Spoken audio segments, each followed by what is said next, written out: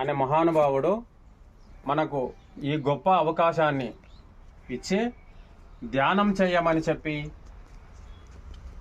అనేక రోగములు నశించునని, ఏ వ్యాధైనా తగ్గుతుందని చెప్పిన మహానుభావుడు, ఏకైక ఒక మహానుభావుడు ఉన్నాడంటే పత్రి మహారాజ్. వాళ్ళ గురువు సదానంద యోగి,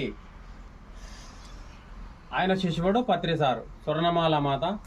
అలాగా ఎంతో బాగా ధ్యానం చేస్తున్నారు. వీరబ్రహ్మేంద్ర స్వామి ప్రాంగణంలో మీరు పోలేరమ్మ ముందల చేస్తున్నారంటే అమ్మవారి అనుగ్రహం కూడా ఎంతగానో మనందరికీ ఉంటుంది. తప్పకుండా మనం దేవాలయము ప్రాంగణంలో ధ్యానం చేస్తే గొప్ప శక్తి వచ్చేసి మనం గొప్పవాళ్ళు, అంటే ముందు మనకు ఖచ్చితంగా ఆరోగ్యము బాగుంటుంది అనమాట.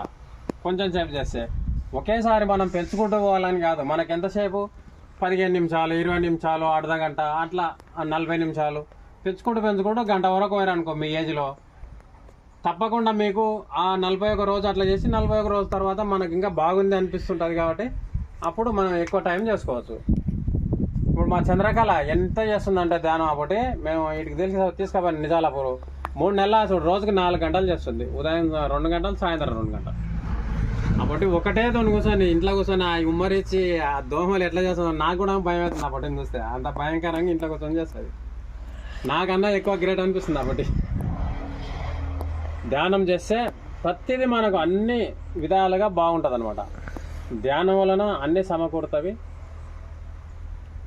మంచిగా మనం ధ్యానం చేయడం వలన సమస్తము నెరవేరి పత్రి మహారాజు యొక్క అనుగ్రహం. ఆయన మామూలుడు కాడు, ఒక 80% స్త్రీలకు మాత్రమే ఆయనకు ప్రాముఖ్యత ఇచ్చిండు. ఇంకొక చిన్న విషయం చెప్పాలి, నేను నాకు చిన్నప్పటి నుండి స్త్రీలు అంటే చాలా గౌరవం అనమాట. ఎవరన్నా భార్యలను కొడితే, ఆడవాళ్ళని హింసిస్తే నాకు నచ్చేది కాదు. నాకు చిన్నప్పటి నుండి ఎందుకో అంటే, నాకు నిజం చెప్పాలంటే మా ఇంట్లోనే స్టార్ట్ అయింది. మా నాయన ఏం పని చేయకుండా అన్ని మా అమ్మ చూసుకుంటుండే, మళ్ళీ మా అమ్మని తిట్టడం కొట్టడం చేస్తుండే. అది చూసి నాకు ఆలోచన వచ్చేది, అరే మా నాయన ఏం చేయడం, మా అమ్మ అన్ని పనులు చేస్తే మళ్ళీ ఆమె వెనుక పోతాడు కదా, స్త్రీలు అంటే తక్కువనా, ఇంత అలసననా, ఇది ఇంత బాగలేదు కదా సిస్టమ్ అనిపించేది నాకు.